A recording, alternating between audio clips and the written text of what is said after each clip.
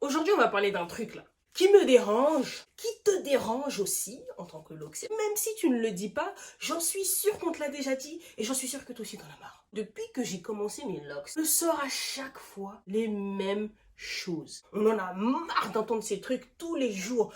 Tous les jours. Tout comme moi, j'en suis sûre que toi aussi, t'as déjà été confronté à ces phrases-là. Dites-moi en commentaire quelles ont été les remarques ou les questions que vous avez reçues par rapport à vos locks et que vous en avez marre de les entendre. Je suis obligée de la dire tout de suite celle-là. Parce que, celle-là, je l'ai tellement entendue. Je vous dis, j'avais des locks qui étaient minuscules comme ça.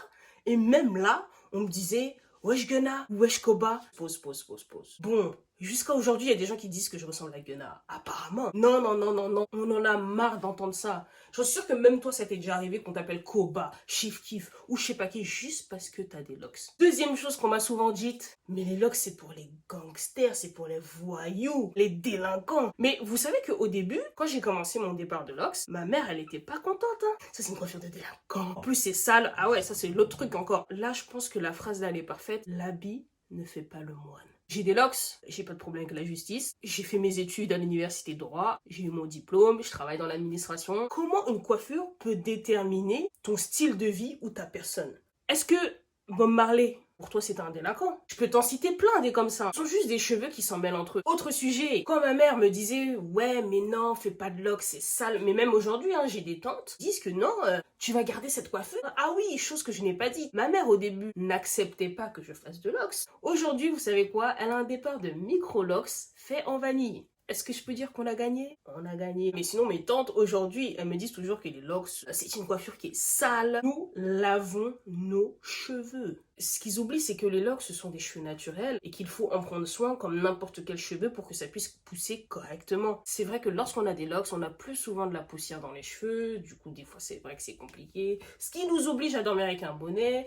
et de porter un bonnet le plus souvent. Je fais mes shampoings tous les 1 mois max. Donc, stop, arrêtez avec ça, s'il vous plaît. Un autre truc là qu'on m'a dit une fois, j'avais commencé un travail et il y avait une collègue qui m'avait dit « Tu commences à faire des locks et tout, mais tu sais que tu vas être obligé de fumer de la ganja et tout pour que ça pousse. » Non. Juste pour te dire, je ne fume pas. Ce n'est pas parce que tu as des locks qu'il faut que tu fumes. C'est des stéréotypes qui circulent trop. Il faut arrêter avec ça. C'est pas parce que j'ai des locks qu'il faut que je fume de la ganja pour que mes cheveux poussent. Qu'est-ce que tu me racontes comme bêtise? Bref, du coup, j'ai dû lui expliquer que non, les locks, ce sont des cheveux totalement naturels. Et d'ailleurs, il y a aussi un autre truc, c'est de dire que ouais, ah mais vas-y, toi, de toute façon, quand t'as des locks, tes cheveux, ils poussent plus vite.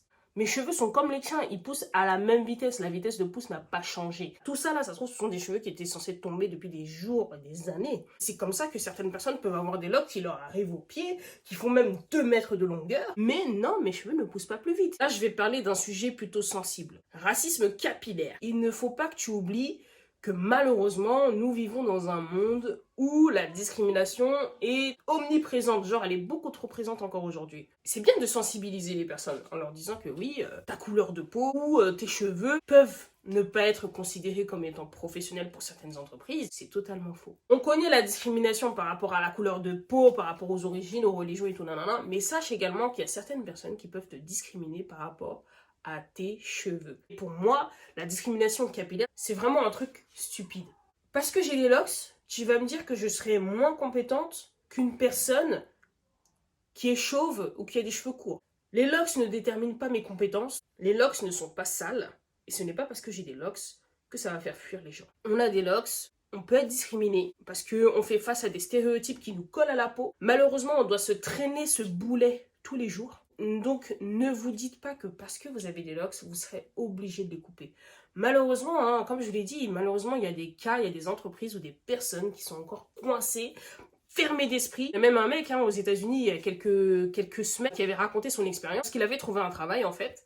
Genre au moment de signer le contrat, genre avant, on l'a fait passer les entretiens, tout ça, il est passé, nickel, il a eu son truc, on l'a pris, et le jour de signer le contrat, on lui a dit, ouais mais monsieur, vous avez des locks, du coup nous ce qu'on veut c'est que si vous voulez faire partie intégrante de l'entreprise, vous les coupez, si vous les coupez pas, bye bye. Il a dit mais... Il a pas signé son contrat, il est parti. Autre point, de toute façon j'avais déjà fait une vidéo sur le sujet, c'est de dire que ah mais de toute façon mais si tu fais des locks, c'est mort après genre tu peux pas revenir en arrière tu peux pas les enlever faudra tout couper. Vous n'êtes pas obligé de couper vos locks si jamais un jour vous craquez et que vous en avez marre de les avoir.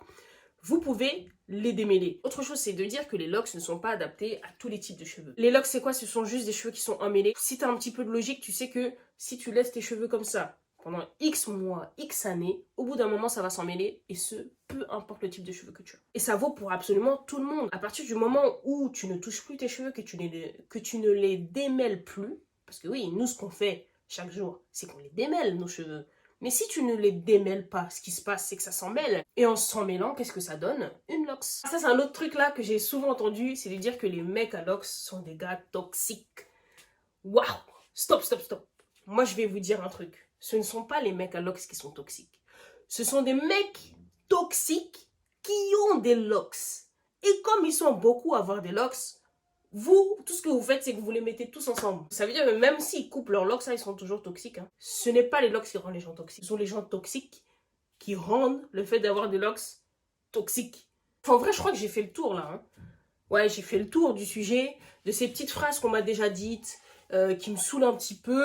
Mais pour certaines personnes, c'est juste de l'information, il faut les renseigner. C'est juste qu'ils ignorent un petit peu certaines choses, du coup, on les informe. Mais pour d'autres, vous les autres, là, j'en suis, vous faites exprès. Dites-moi quand même en commentaire quelles sont ces remarques ou quelles sont ces questions qu'on vous a posées maintes et maintes fois et dont vous en avez marre, marre concrètement d'entendre aujourd'hui. Vous le savez, hein, j'ai repris le taf et tout en entreprise et non, vraiment, je suis fatiguée, vous savez même pas à quel point. Je me lève à 5h du matin. Je me lève à 5h du matin. Et le plus drôle là-dedans, c'est que je me lève à 5h du matin et je commence à 9h. Juste pour faire le trajet jusqu'au taf, j'en ai pour 2h30, voire 3h. Moi, je suis en train de mourir, hein. Ce qui veut dire que j'ai pas beaucoup le temps pour mes vidéos, mais je trouve quand même le temps pour les faire. Rassurez-vous, je vais quand même trouver le temps pour les faire, même si c'est dur. En attendant, je vous souhaite de passer une bonne soirée, une bonne journée, un bon week-end, une bonne semaine, j'en sais rien. Bon courage à vous, comme je me souhaite également bon courage. Et je vous dis ciao, bye.